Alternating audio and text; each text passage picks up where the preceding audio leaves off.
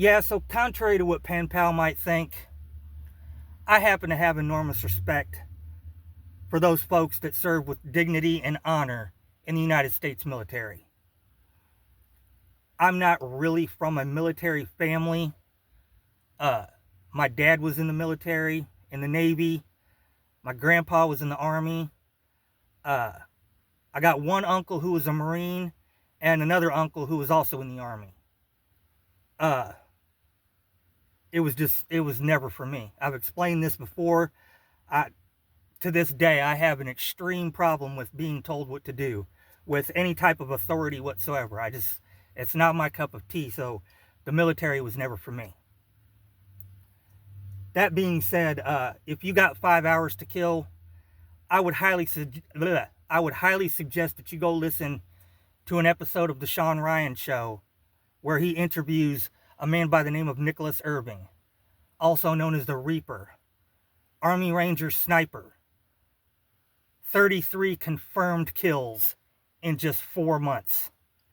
Certified fucking badass. And from everything I can discern from the guy, a genuinely good and decent human being. If you listen to the whole thing when he gets to the end of his story, and explains his reason for exiting the military, holy shit, man. That shit was almost enough to make an old man cry. Real fucking talk. But yeah, it's a good fucking listen. I'll leave a link down in the description. That's all.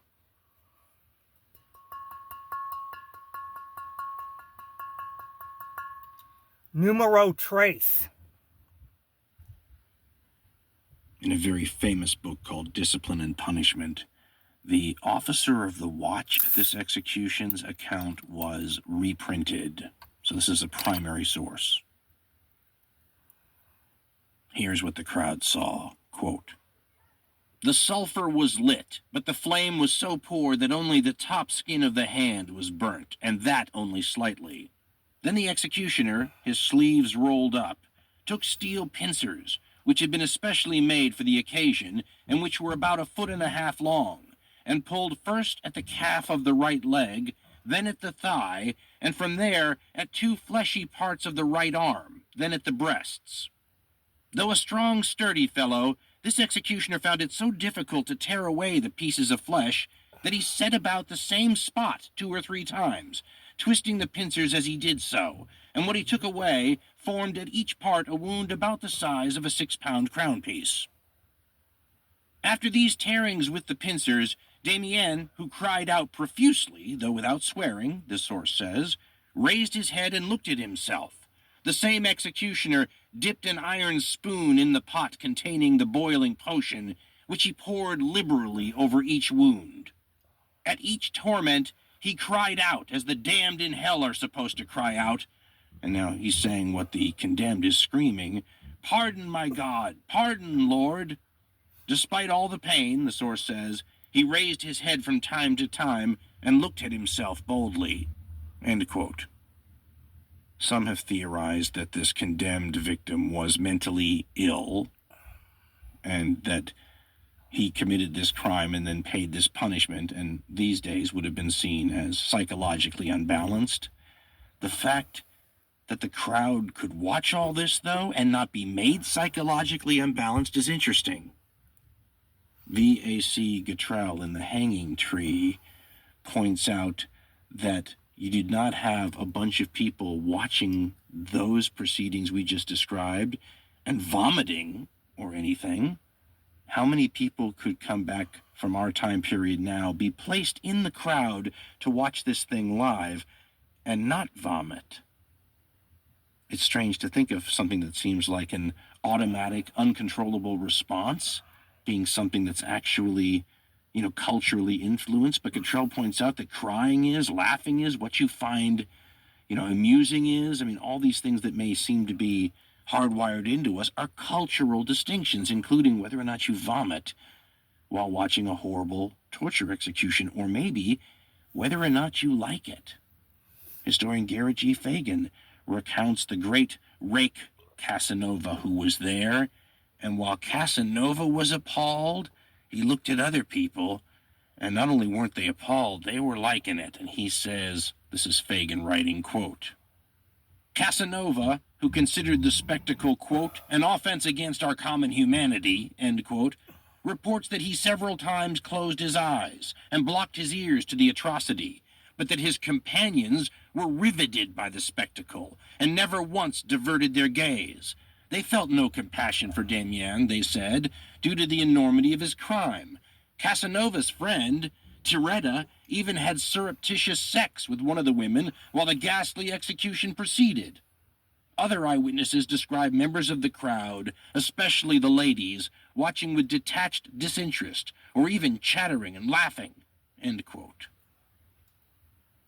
I should point out that this was a particularly extra nasty execution that these people enjoyed, because the executioners really didn't know what they were doing. They hadn't done one of these executions in a while, and when things didn't go as planned, they had to improvise. For example, when they were trying to tear this person apart with 4 horses pulling in different directions, he didn't tear apart. And they had to work, by cutting the joints and seeing if that would help. But that didn't help. They had to start pulling the limbs in different directions. And people would have considered this, because they were looking for novelty and the unexpected, perhaps an added benefit. The reason this is so interesting is how many of us could have gone and seen that? What's different about us and people only a couple hundred years ago who, as I said, didn't just go and watch this and endure it, but sacrificed and paid a lot for the privilege? Are we the more normal example of people on the default setting when it comes to watching other people suffering? Or are they? Or maybe that's too cut and dried a distinction. Maybe it depends on who the pain and suffering is being experienced by. What if the person who is providing the entertainment, the person being torn apart, the hapless victim, is not in fact so hapless and maybe has a lot of victims themselves? I mean, what if you are doing this to a horrible, murderous dictator? I mean, you think of your bad people from history. I always throw Hitler in there because he's sort of my quintessential example, but you can fill in the blanks, right? You have some terrible, terrible person go Saddam Hussein maybe in Iraq and let the Shiites in Iraq watch him being torn limb to limb. Does that take an attitude, which if it was anyone else, you would be horrified that you were enjoying watching the spectacle, but because it's that demonic individual, you're going to enjoy every last shriek? Now, the actual idea for this talk today, this discussion, came to me after rereading a book that's very interesting. It's a book about the diary of an executioner who lived in the 1600s, in that period. And it was fascinating because it reminds us that there are multiple, shall we say, viewpoints in all of these affairs that we were just discussing, these torturous, terrible executions. Well, obviously, we've been focusing on the audience, the people that would like to watch this stuff, and isn't that sick? Or maybe not, depending on what's really human. But there are other angles that are just as fascinating. That book on the executioner, it was fascinating to think about the person tasked with doing this. So as bad as it is to watch it, what about the person who has to carry out the actual things that modern sensibilities would suggest even watching should make you sick? And so that became the germ of an idea to look at this from multiple vantage points, because you have the crowd, the executioner, and of course the vantage point of the victim. If you want to wonder about what goes on in the minds of people in extreme situations, what is it like to mount that scaffold, having had plenty of time to think about what you're about to face? Get up there and look out at a crowd of thousands of people that have come to watch you go through what you're about to go through, and then begin to go through it, bit by bit, sometimes for hours on end.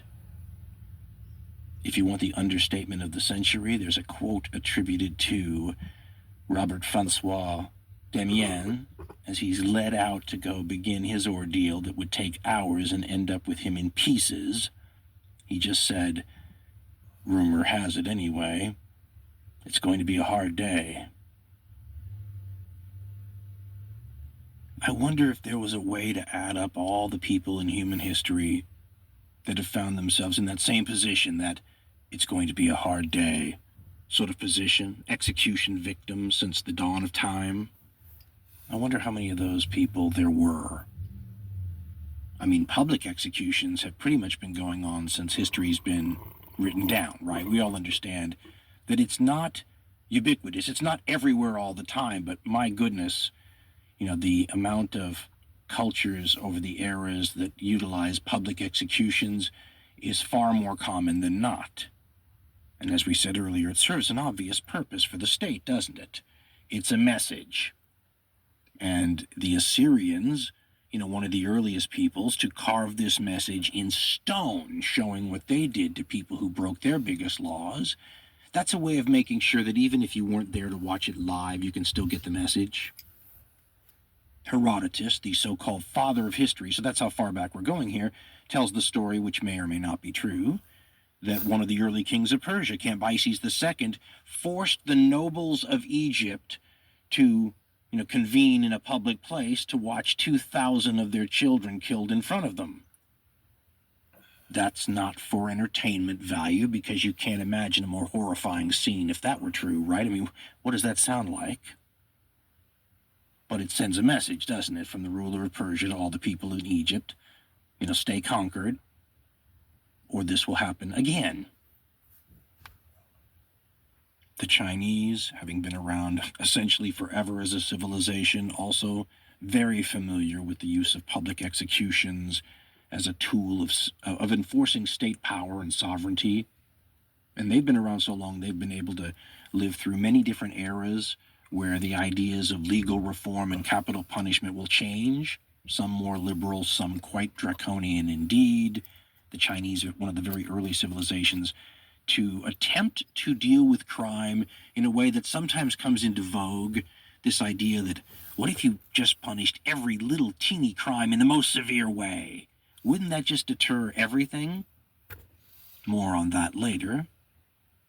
In the New World, of course, there are plenty of examples. The Aztecs with their tearing of the beating heart out of the sacrificial victims, whether war captives or not. In the northeast of the United States, famously, the tribes there used to torture people to death, and the tribe would gather around and take part in it, including allegedly children too. And the warrior would, you know, who was being tortured, or the woman who was being tortured, or what have you, would defiantly, you know, resist the torturers, and it could go on for days. All these things, someone would probably point out, have a religious element to them. There's a huge ritual involved, so maybe it's not so much, you know, that these humans are getting a kick out of watching this thing.